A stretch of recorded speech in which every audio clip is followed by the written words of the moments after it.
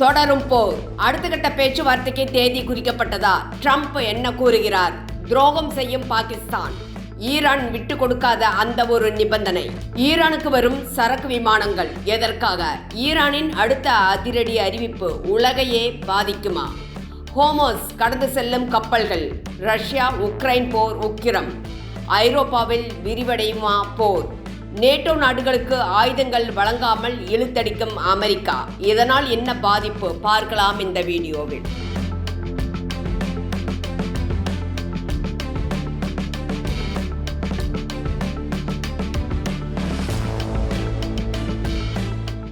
News pulse Tamil அன்பு இதயங்களுக்கு வணக்கம்.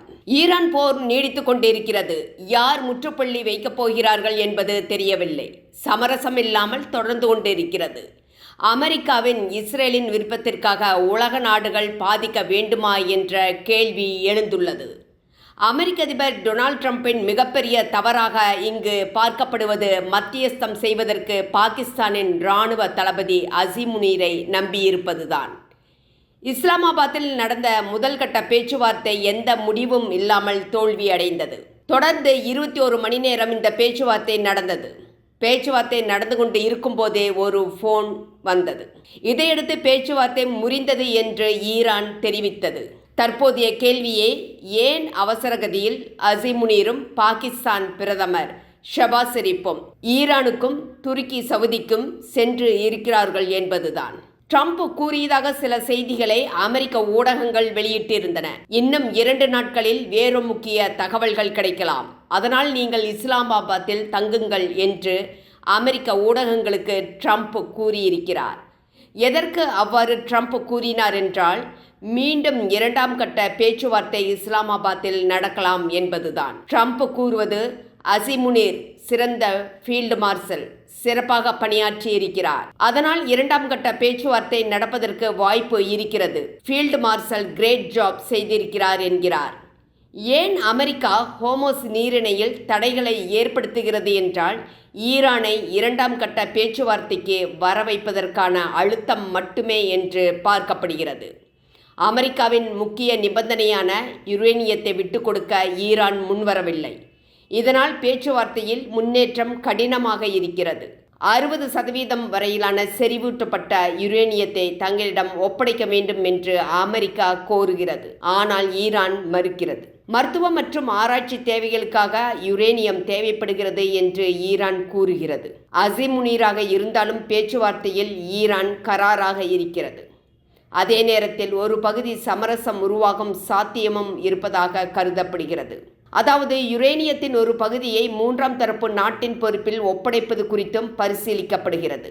இதனால் உலகின் முக்கிய கடல் போக்குவரத்து மையமான ஸ்ட்ரெய்ட் ஆஃப் ஹோமோஸ் மீண்டும் பதற்றமாக மாறியிருக்கிறது. ஈரான் சுப்ரீம் தலைவரின் மூத்த ஆலோசகர் மற்றும் முன்னாள் IRGC தளபதியான மோசன் ரெசாய் ஒரு கடுமையான எச்சரிக்கையை வெளியிட்டு உள்ளார். ஈரானின் உரிமைகள் முழுமையாக உறுதி செய்யப்படும் வரை ஹோமோஸ் நீரிணையில் இருந்து ஈரான் விலகாது. இது வெறும் அறிவிப்பாக பார்க்கப்படவில்லை. மிகுந்த அழுத்தம் நிலவும் சூழலில் வெளியாகும் முக்கிய அறிவிப்பாக பார்க்கப்படுகிறது. ஏனென்றால் அமெரிக்கா தங்களை பலமுறை பேச்சுவார்த்தைக்கு அழைத்து தோல்வியை மட்டுமே கொடுத்துள்ளது. நம்பிக்கை துரோகம் செய்திருக்கிறது என்று ஈரான் கூறுகிறது. இது அமெரிக்கா மீதான ஈரானின் கசப்புணர்வாக பார்க்கப்படுகிறது. ஆனால் முக்கிய பிரச்சனை என்னவென்றால், அடுத்த கட்ட பேச்சுவார்த்தைக்கு எந்த தேதியும் இதுவரை குறிப்பிடவில்லை. அப்படி என்றால் பாகிஸ்தானின் முயற்சி தோல்வி அடைந்து கொண்டுள்ளது என்பதுதான். ஒரு பக்கம் 13,000 வீரர்களை ஈரானுக்கு எதிராக அனுப்பிவிட்டு சவுதியிலும் ஈரானிலும் பேச்சுவார்த்தை நடத்த சென்றிருக்கிறார்கள் அசீம் முனீரும் ஷபாஸும். இவர்களை எப்படி ஈரான் நம்பும்? மறுபக்கம் சீனாவில் இருந்து பாகிஸ்தான் வழியாக ஈரானுக்கு ஆயுதங்களும் வந்து கொண்டுள்ளது. இதை பல ஊடகங்கள் நிரூபித்துள்ளன. ஆனால் சீனாவும் பாகிஸ்தானும் மறுக்கின்றன. இந்த பக்கம் அமெரிக்காவுக்கு துரோகம் செய்கிறது இஸ்லாமாபாத். அதாவது அனைவருக்கும் நல்ல பிள்ளையாக நடந்து கொள்ள வேண்டும் என்று களத்தில் குதித்திருக்கிறார் அசீம் முனீர். ஆனால் புறவாசலில் செய்வதென்னமோ துரோகம். இந்த நிலையில்தான் சீனா 4 சரக்கு விமானங்களில் டிரான்ஸ்பாண்டர்களை ஆஃப் செய்துவிட்டு 48 மணி நேரத்தில் ஈரானில் வந்து இறங்கியிருக்கிறது என்று ட்ரம்பின் சோசியல் பக்கத்தில் வீடியோ வெளியிடப்பட்டுள்ளது. இதனால் தூதரக வாய்ப்பு மெதுவாக குறைந்து வருவதாக பார்க்கப்படுகிறது. இருந்தாலும் விரைவில் போர் நிறுத்தம் ஏற்படும். வாரத்தின் இறுதியில் மீண்டும் இஸ்லாமாபாத்தில் ஈரானுடன் 2ஆம் கட்ட பேச்சுவார்த்தை நடக்கும் என்று ட்ரம்ப் கூறுகிறார். அதே சமயம் லெபனானுடனான இஸ்ரேல் அமைதி பேச்சுவார்த்தை தோல்வியில் முடிந்துள்ளது. போர் 10 நாட்களுக்கு நிறுத்தப்படும் என்று ட்ரம்ப் கூறியிருக்கிறார். ஏப்ரல் 16ஆம் தேதி இரவு போர் நிறுத்தம் ஏற்படுவதற்கு முன்பு தெற்கு லெபனான் மீது இஸ்ரேல் பெரிய அளவில் தாக்குதலை நடத்தியிருந்தது. விரைவில் ஈரானுடன் மீண்டும் பேச்சுவார்த்தை தொடங்கலாம் என ட்ரம்ப் கூறினாலும் கிரவுண்ட் ரியாலிட்டியில் எந்த முன்னேற்றமும் இல்லை என்பதற்கான அறிகுறிகள் தென்படுகின்றன. பேச்சுவார்த்தையில் முன்னேற்றம் என்பதை விட நம்பிக்கை குறைந்துள்ளது. ஈரான் அடுத்த பெரிய முடிவை எடுத்திருக்கிறது. ஈரான் அனைத்து பெட்ரோகெமிக்கல்ஸ் ஏற்றுமதிகளையும் தற்காலிகமாக நிறுத்த முடிவு செய்துள்ளது. இந்த முடிவு ஸ்ட்ரெய்ட் ஆஃப் ஹோர்முஸ் பகுதியில் டொனால்ட் ட்ரம்ப் அறிவித்த அமெரிக்க கடற்படையின் தடங்களை அடுத்து எடுக்கப்பட்டுள்ளது. ஈரானின் தேசிய பெட்ரோகெமிக்கல்ஸ் நிறுவனம் அடுத்த அறிவிப்பு வரும் வரை ஏற்றுமதிகளை நிறுத்துமாறு அனைத்து நிறுவனங்களுக்கும் உத்தரவிட்டுள்ளது.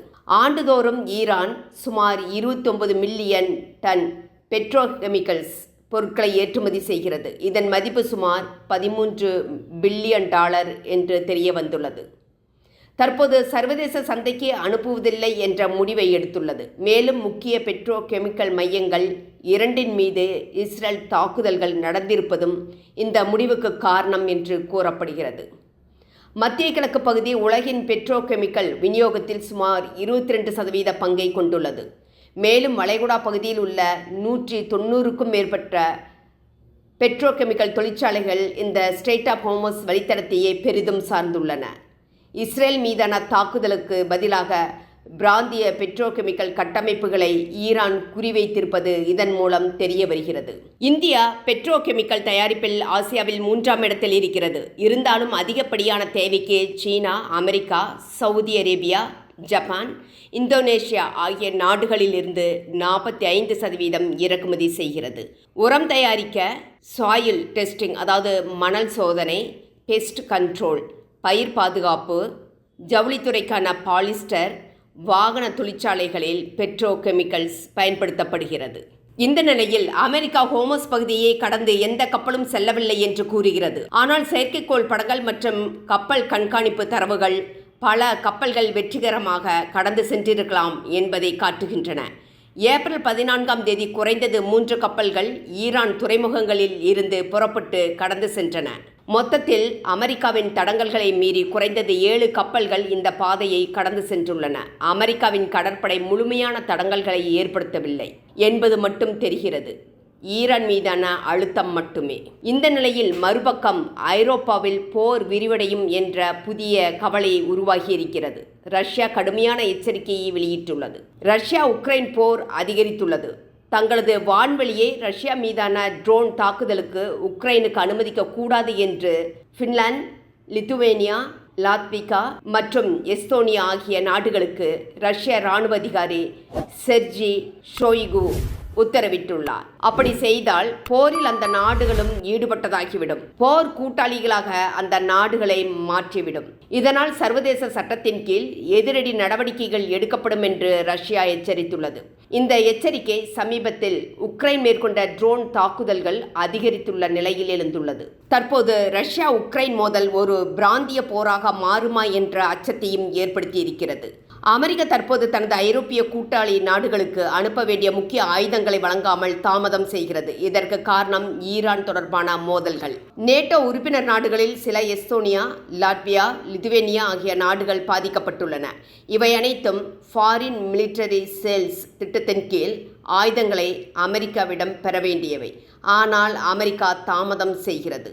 அமெரிக்கா தற்போது பலமுனை போர்களில் ஈடுபட்டு வருகிறது. மத்திய கிழக்கு நாடுகளில் மோதல், உக்ரைனுக்கு உதவி, இஸ்ரேலுக்கு ஆதரவு என்று அமெரிக்கா இருக்கிறது. இதனால் ஆயுத கையிருப்பு குறைந்து வருகிறது. விநியோகத்தின் மீது அழுத்தம் ஏற்பட்டுள்ளது. ஐரோப்பிய நாடுகள் ஏன் கவலைப்படுகின்றன என்றால், இந்த தாமதம் அந்த நாடுகளின் போருக்கான பாதுகாப்பு தயார் நிலையை பாதிக்கலாம் என்பதுதான்.